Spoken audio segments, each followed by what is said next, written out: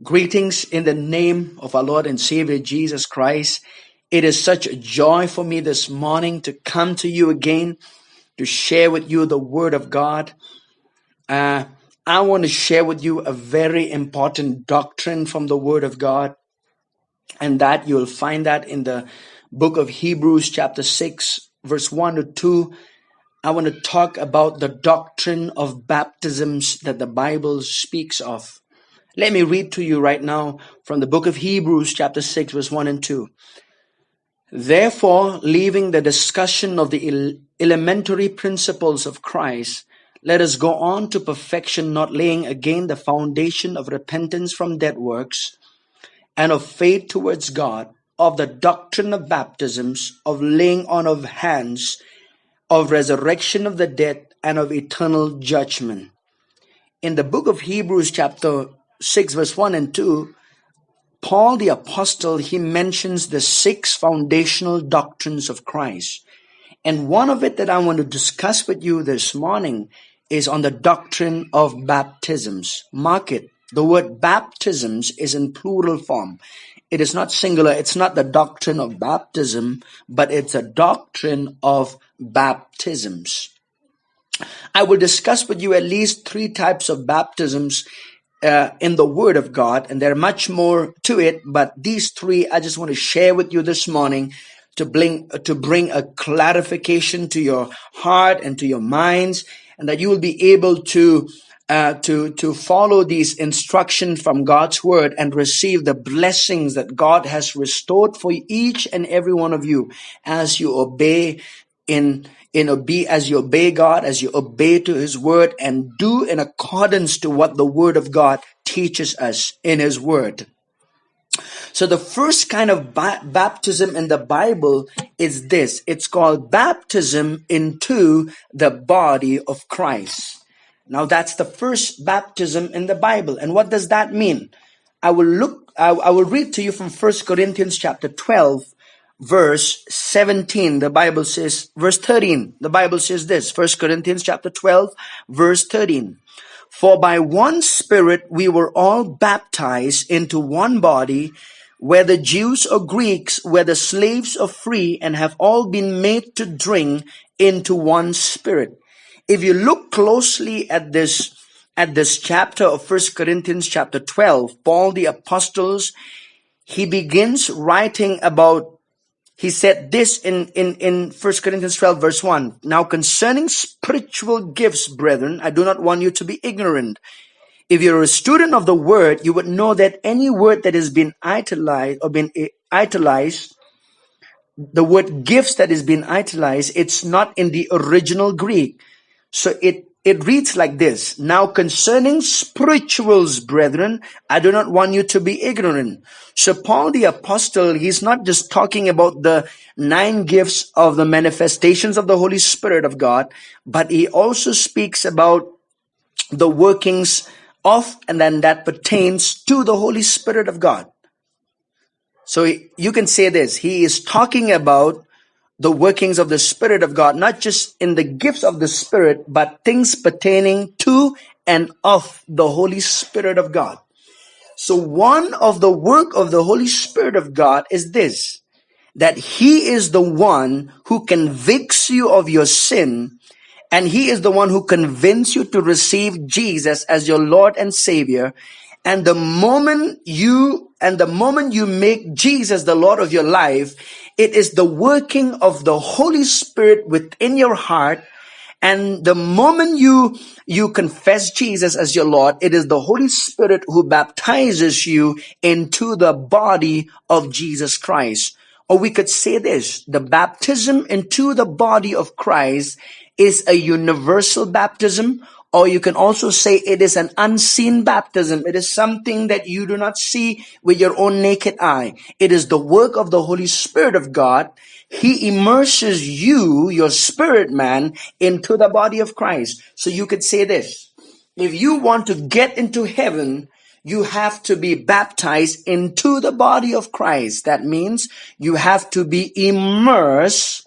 The word baptism comes from the Greek word baptizo, from a root word bapto, which means to be immersed completely into something. So you could say this: the moment you receive Jesus Christ as your Lord and Savior, it is the Holy Spirit of God who baptizes you into the body of Christ, and it is this baptism that gives you a legal right to go to heaven. That means if you want to get to heaven, you have to be baptized into the body of Christ. In simple terms, you have to receive Jesus as your Lord and Savior. Let me read to you another scripture from God's Word to show this to you. I will read to you in the book of Acts chapter 2 and verse 38. And verse 38, this is what the Bible says. Acts chapter 2 verse 38. Then Peter said to them, repent and let every one of you be baptized in the name of Jesus Christ for the remission of sins, and you shall receive the gift of the Holy Spirit. Look at this. If you look at verse 38 very closely, the Bible says that there is a connection between the forgiveness of sins or remission of sins in connection to you being baptized into the person of Jesus Christ or into the body of Christ. So you could say this: if you want to be forgiven, if you want your sins to be remitted, what you got to do is you got to be baptized into the body of Jesus Christ. He said what? Repent and let every one of you be baptized in the name of Jesus Christ for the remission of sins. This is not speaking about water baptism. This is not speaking about baptism into the Spirit of God. This is speaking about baptism into the person of Jesus Christ, into the body of Christ. That means to be born again. Now, the next, let me show you another scripture in the book of Romans. In the book of Romans, there is a wonderful scripture in the book of Romans, chapter 6. This is again another scripture that teaches us about the baptism into the body of Christ. This is so important, because a lot of the church world these days do not understand that there are different types of baptisms that the Bible mentions. And that's why we are carried away with so many wrong things and wrong doctrines that we hear about. Look at this now. In Romans chapter 6 it says, what shall we say then? Shall we continue in sin that grace may abound? Certainly not. How shall we who died to sin live any longer in it? Verse 3 says this, or do you not know that as many of us were baptized into Christ Jesus, were baptized into his death? Therefore we were buried with him through baptism into death, that just as Christ was raised from the dead by the glory of the Father, even so we also should walk in newness of life. Verse 5 and verse 6. For if we have been united together in the likeness of his death, certainly we also shall be in the likeness of his resurrection.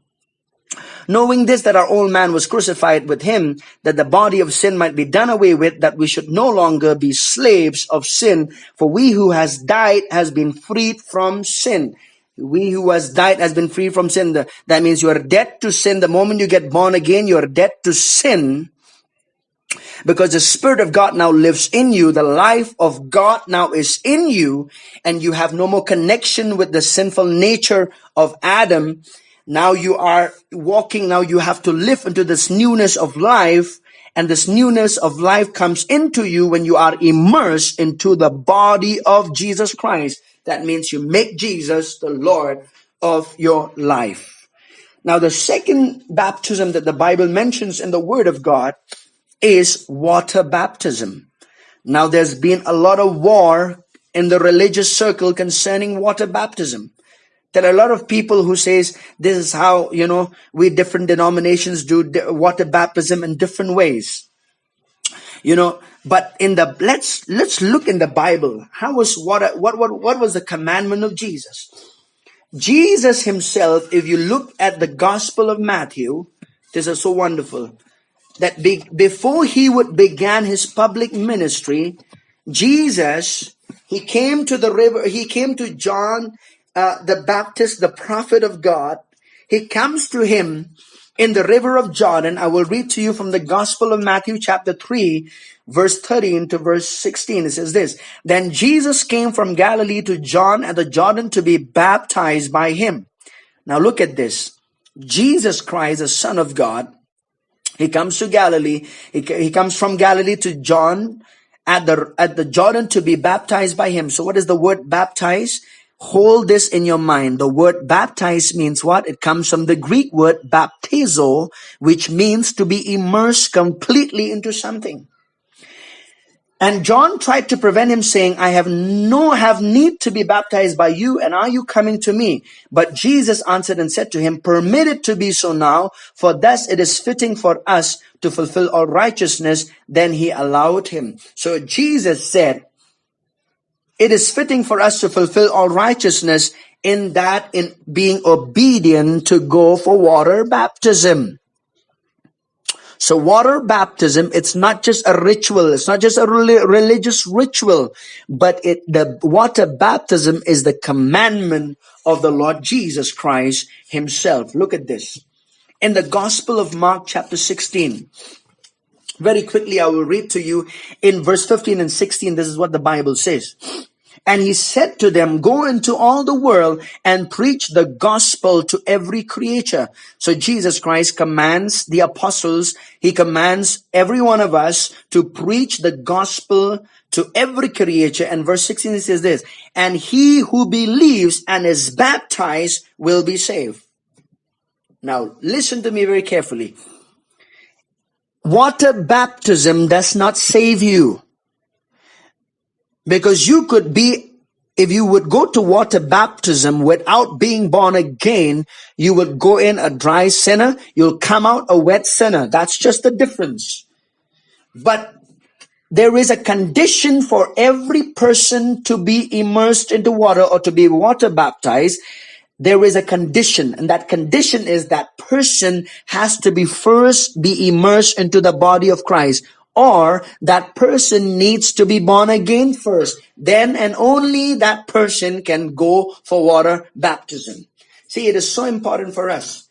That's why in the Bible, there is no baptism for the children.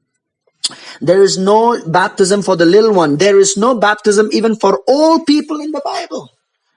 The only water baptism that the Bible teaches is this, that you must first believe and then be water baptized. You must first believe in Jesus Christ and then be immersed into water.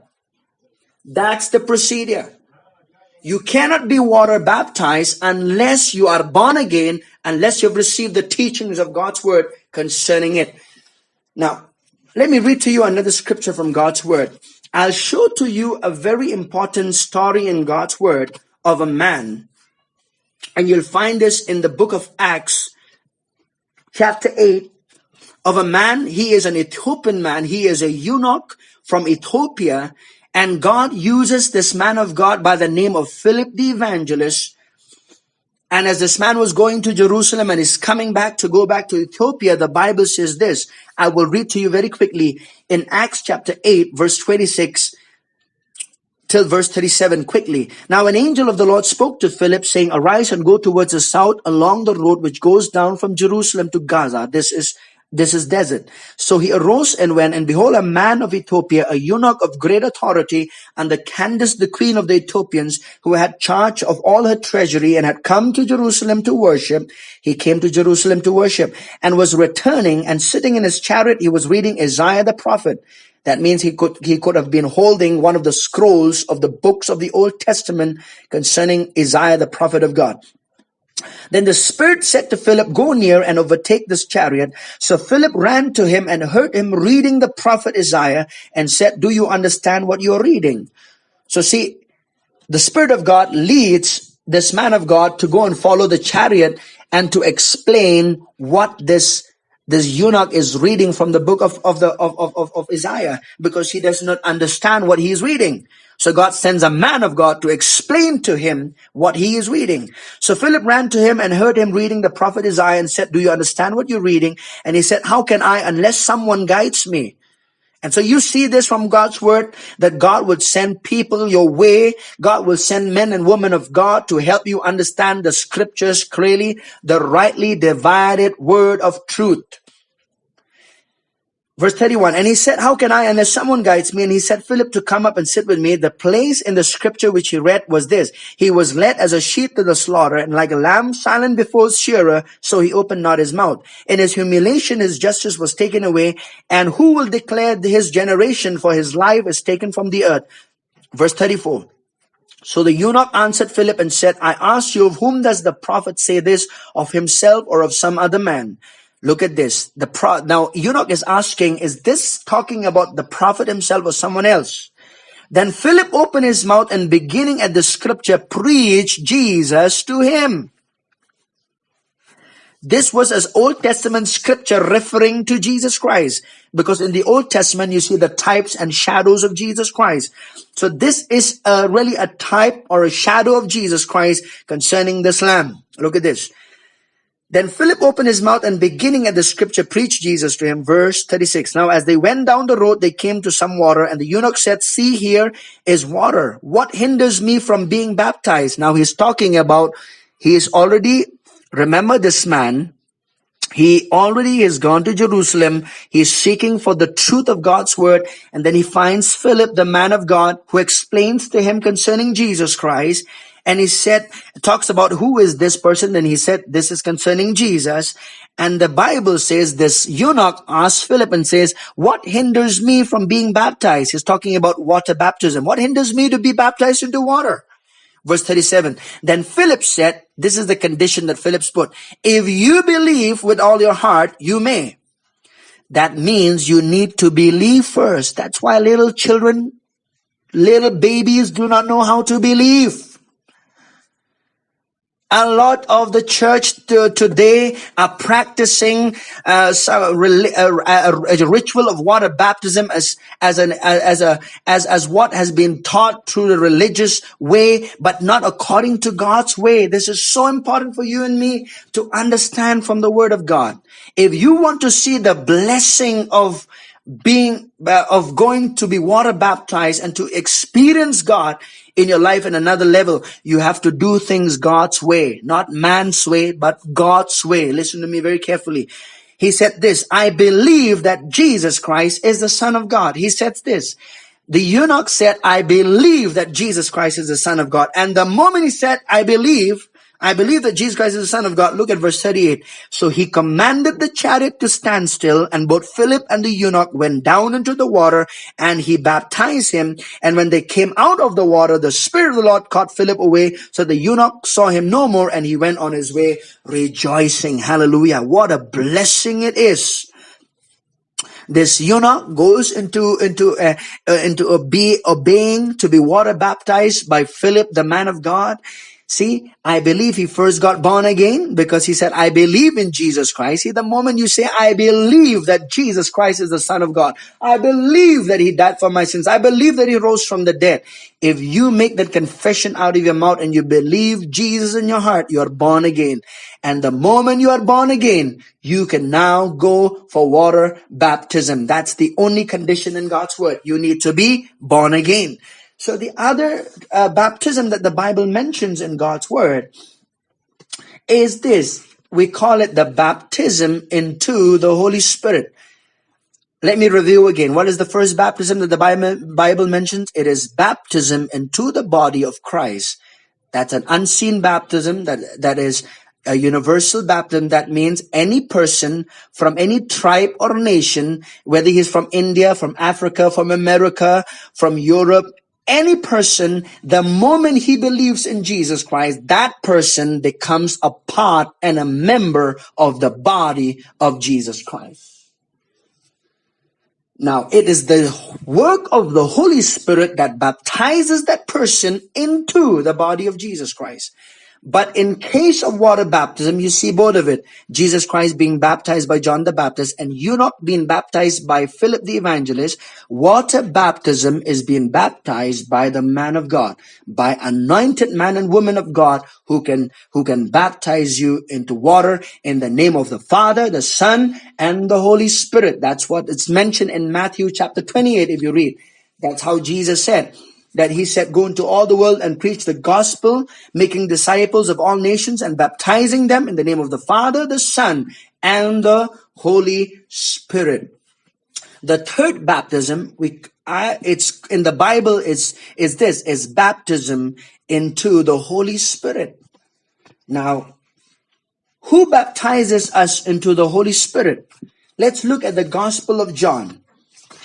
Quickly, I will read to you very quickly. I believe this word of God will bless you, will bring clarity into your life. In the Gospel of John chapter 1, I will read to you from verse 9 to 33.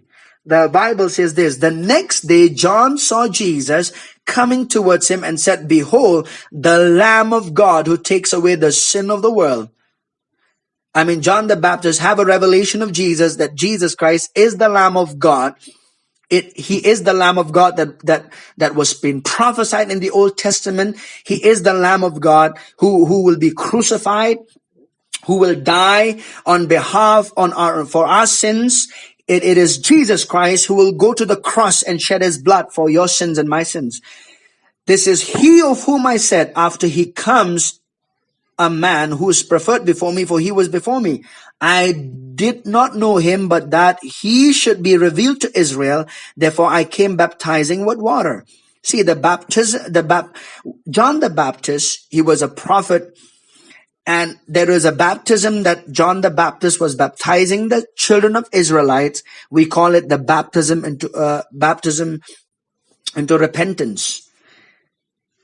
That baptism is a baptism that is strictly for the Jewish people. Now, and John bore witness, saying, I saw the Spirit descending from heaven like a dove, and he remained upon him. So when John the Baptist, when he immersed Jesus into water, when he came out of the water, the Bible says when Jesus was while praying, the heavens were open and the voice came from heaven that said, "This is my beloved Son, in whom I am well pleased."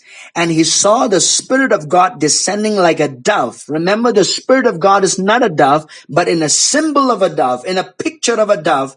The Spirit of God descended upon Jesus, and the Spirit of God remained upon him. Verse 33, I did not know him, but he who sent me to baptize with water said to me, upon whom you see the Spirit descending and remaining on him, this is he who baptizes with the Holy Spirit, So we see from God's word, it is Jesus Christ who baptizes us into the Holy Spirit. Let me mention to you again, there are three kinds of baptism that we're talking about. The first baptism is baptism into the body of Christ. It is the work of the Holy Spirit that baptizes you into the body of Jesus. The second baptism is water baptism. You must be born again if you want to be water baptized. So who baptizes you into water? A man or a woman anointed by God immerses you into water, which identifies you to the death, burial, and resurrection of Jesus. Now, the next baptism is baptism into the Holy Spirit. Now it is Jesus who baptizes you into the Holy Spirit. Now, the baptism into the Holy Spirit is it's only available in the new covenant. It's only available in the dispensation of the Holy Spirit in the New Testament, in the new covenant. See, the Spirit of God was only upon people in the Old Testament, but not in them. Now, let me read to you from the book of Acts. We're talking about baptism into the Holy Spirit. Look at this. In the day of Pentecost, in Acts chapter 2. In Acts chapter 2, before I read Acts chapter 2, let me mention to you Acts chapter 1 verse 8. These are the words that fell out from the lips of Jesus. Jesus said this, but you shall receive power when the Holy Spirit has come upon you, and you shall be witnesses to me in Jerusalem and in all Judea and Samaria and to the end of the earth. Jesus is speaking about the baptism into the Holy Spirit. He said, when the Holy Spirit will come upon you, he said, you shall be witnesses. You will be empowered. That means if you experience the baptism into the Holy Spirit of God, you'll be empowered by God to do ministry. Look at Acts chapter 2 verse 1 to 4. Now, when the day of Pentecost had fully come, they were all with one accord in one place, and suddenly there came a sound from heaven as of a rushing mighty wind, and it filled the whole house where they were sitting. Then there appeared to them divided tongues as of fire, and one sat upon each of them. Verse 4 says, and they were all filled with the Holy Spirit and began to speak with other tongues as the Spirit gave them utterance. Now look at this. There is the moment a person is baptized, or the moment a person is filled with the Holy Spirit. I'm saying the same word.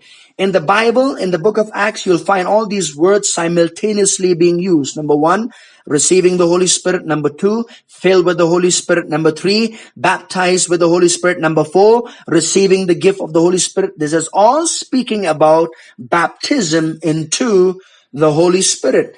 And the Bible says in the day of Pentecost, when the Holy Spirit came into the earth, and filled the believers, when they were in the upper room in Jerusalem, and they were filled with the Holy Spirit and began to speak with other tongues as the Spirit gave them utterance. So you could say this: the moment a person is being baptized into the Holy Spirit, the first evidence, the initial evidence of the Holy Spirit's indwelling is this, that person begins to speak in other tongues. So you could say this: the moment a person is baptized into the Holy Spirit of God, the first evidence that you see according to God's word is that person begins to speak with other tongues as the Spirit gave them utterance. See, this is so important.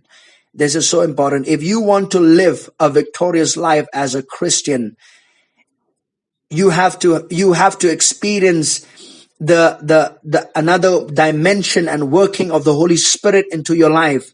Yes, it is the Spirit of God who convicts you and who baptizes you into the body of Jesus Christ. But at the same time, you need to experience another dimension of the working of the Holy Spirit.